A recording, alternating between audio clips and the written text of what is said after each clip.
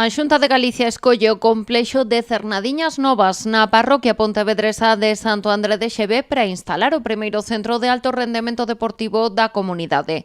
Destinará máis de 30 millóns de euros a este proxecto, que onte foi declarado de interese autonómico polo goberno galego. Co que buscamos ampliar as instalacións deportivas, dar cabida a máis disciplinas e máis deportistas, garantir que ningún profesional se teña que ir fora de Galicia para asegurarse o seu futuro por falta de infraestructuras axeitadas ou atraer deportistas de toda España para que desenvolvan a súa carreira dende Galicia. A previsión é poder comenzar as obras durante finais do 26 ou seguramente durante o ano 27. Este centro de alto rendemento sería o terceiro de todo o Estado, cunha superficie duns 120.000 metros cadrados. Nun módulo cuberto acollerá equipamentos para deportes como bádminton, ximnasia, deportes de combate, baile deportivo, escalada, esgrima ou atletismo. No exterior están programados circuitos para BMX, BTT ou skate.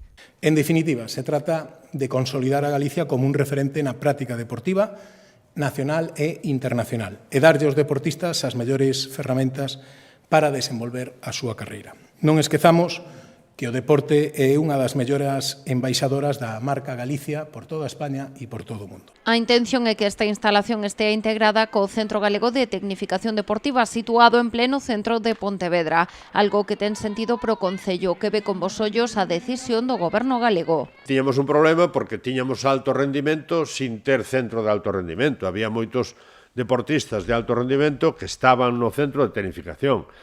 Eu creo que concentrar o alto rendimento en Pontevedra ten sentido e, polo tanto, para min é unha boa idea. Fernández Lores explicou que agarda manter unha reunión co goberno da Xunta para coordinar a colaboración, tamén para traballar xuntos de cara a evitar duplicidades entre esta instalación e outras que ten proxectadas o goberno municipal, como o novo pabillón da Parda. Estaba previsto que esta infraestrutura acollera disciplinas como escalada e ximnasia. Temos que coordinar certas cousas porque, ao mellor, eu non teño que buscar alternativas para un deporte cando ese deporte, ao mellor, vai a estar xa no centro de alto rendimento, se vai haber instalacións. Eu non quero duplicar instalacións porque son carísimas, son específicas. Pensábamos na Parda meter, obviamente, gimnasia e escalada. Se eles van meter escalada, que é unha inversión moi potente para un número moi determinado de deportistas, pois nós non imos a facer escalada. Dende a Xunta explican que a aposta por este ambicioso proxecto ven dada polo incremento do alto nivel deportivo en Galicia, que se multiplicou case por 5 dende o 2011,